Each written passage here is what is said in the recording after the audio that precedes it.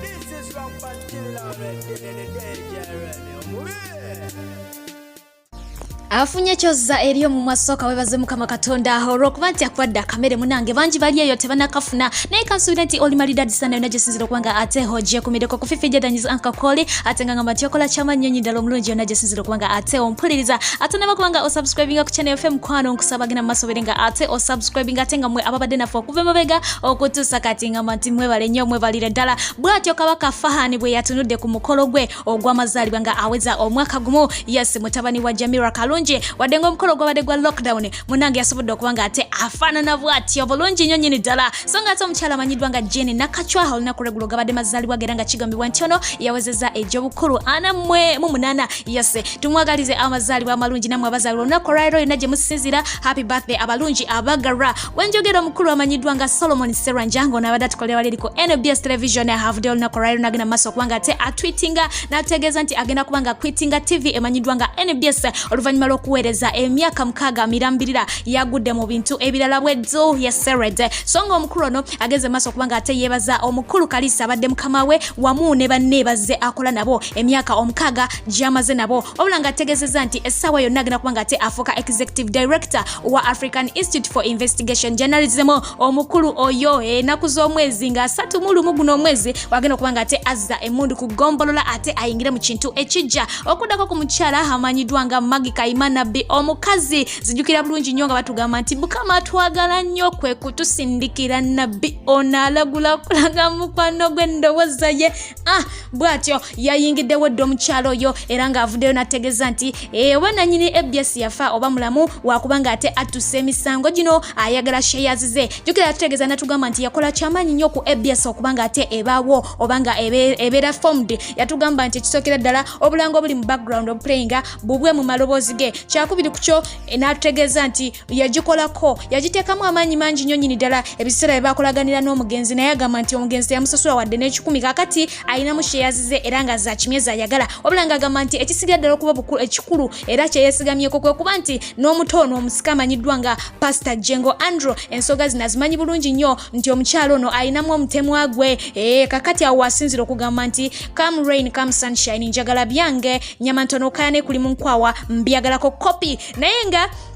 omukyalo nagamba nti ekibadde kimusibyemu okubanga ate aleeta ensonga zino z'ensonga ez'okuba nti abadde ayina emiswiba gye gyawera ennemba nagyo kuba nti abadde mu kkomera yes tukimanyi bulungi nnyo nnyini ddala olw'emisango giri eri egya Pastor Suraje gatako n'okuba nti corona abadde yawamba ensi nga talina weyeetayiza bulungi kudda mu kooti kudda wano naye nga okuddako ku sayidi ate y'omukulu amanyiddwa nga Hassan Ndugga ffenna tumumanyi bulungi naye yakuba oluyimba awo n'atutegeeza nti okuva lwakwata Museveni mu ngalo obulamu si bulungi mufunze ekyengezaako okulaga nti abantu ba Revival Band ebintu bonna abagirimu abasinga obungi ebintu byabononekera so tusabe Mungu abeere nga ateesa embeera okuddako omukulu amanyiddwa nga Dagi Nice bangi balowoozezza nti omukyala we bayawukana naye oluvannyuma lw'essaga yagenze mu maaso okubanga ate ebaawo nga esinzira ku mukyala amanyiddwa nga Nanteza yes Rahab Rabaha omwami ono akyaliyo bulungi nnyo ne mukyala we omuzungu gwe yawasa mu mwaka gwa 2015 embaga eri mawuuna era nga Dr. Jose Chameleone ye yali best man we obula nga ate kirajjukira nti bano basisinkana mu mwaka gwa 2013 wali eri ku Kingfishers Resort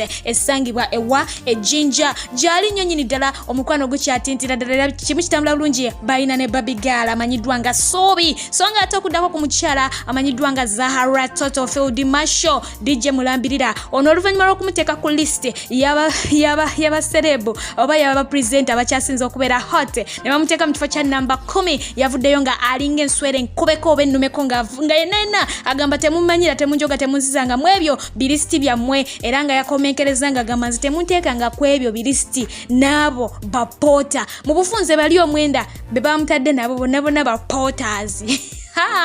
yoyo Zaharah Totto so nga ate okuddako ku mukulu amanyiddwa nga King Michael naye yavuddeyo ku nsonga emu oba endala ng'ayogera ku kibiina kino eky'omukulu amanyiddwa nga Dr. Jose Chameleone kye yafomingawo oluvannyuma lw'okuba nga alekerera ki ekibiina ekyawuma ye n'ateekawo ekibiina kya UMF yes era nga tukimanyi bulungi nnyo nti omukulu ono ye president wakyo omukulu oyo Dr. King Michael ensonga gy'agamba nti ye kye yalabye mu kibiina kino kyandiba nga kirina ekigendererwa ekisookera ddala kyekyokuba nti kitagetinga akasimbi k'omukulu Salimu Sale yes kyakubiri kukyo ekibiina kino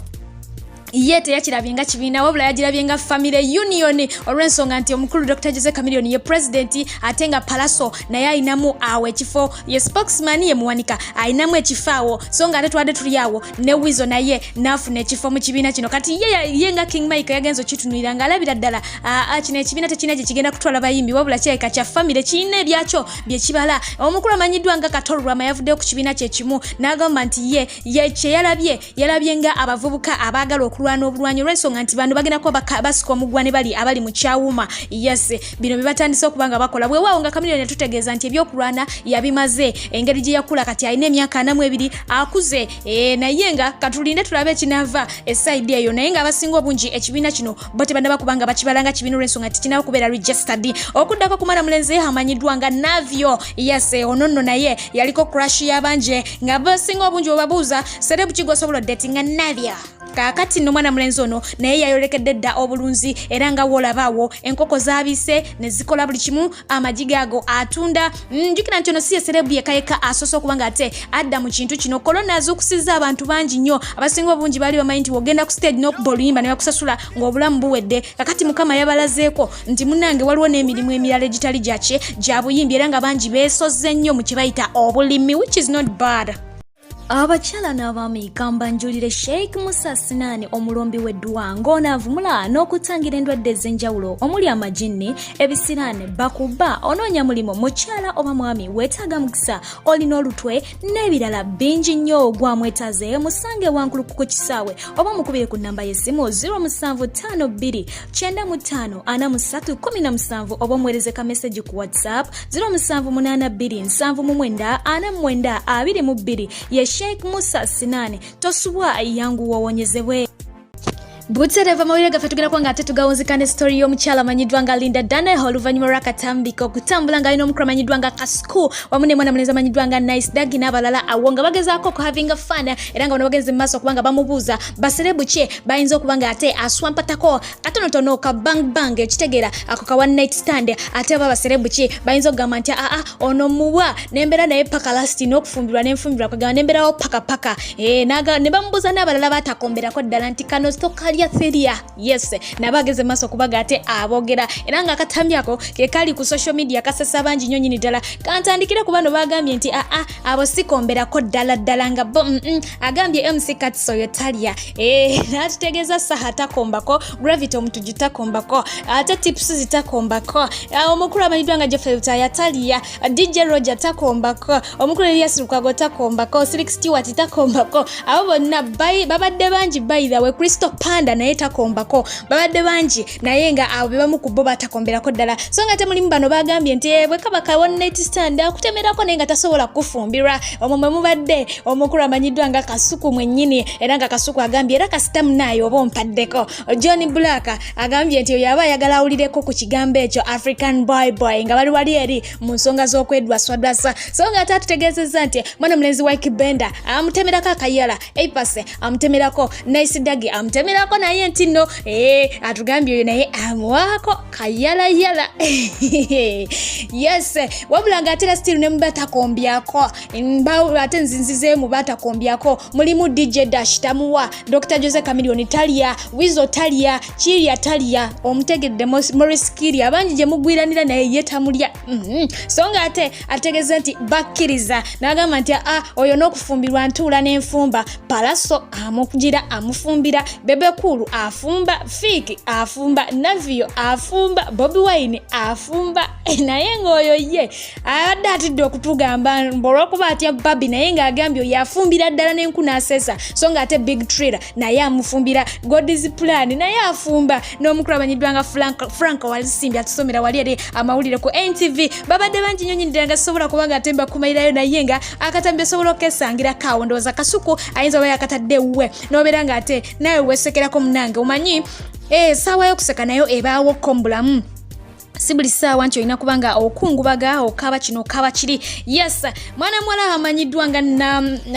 amanyiddwa nga Pamela okuva e Dubai, no simanyi oba ovaawa. Anyways, Mirembe Sylvia, Sarah Mbabaze,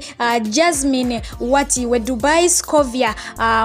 Mwanza, yes Teddy nani Nasuna atenga nawe amanyiddwa nga Nasanga Alice bwenti bwensobodde okubanga ate mbakonako. Yes, ba family chipenzi era kubanga ate mbakwasaganya wali wona bwayagala okujoininga group enamba yiya ok screen bera nga ate otekako ka message ongambe Fifi I want to join the group ngira kubanga ate nkutekamu straight wali wona ate kumina pera gira bankumira mu dakika eno yennyini nsigale nze Fifi Jedanyiza ankanga bulijjo okubanga ate nkukwasaganyiza wano ku Fifi Je ne kupija chipenzi mbagala nnyo mubere bulungi mweraba.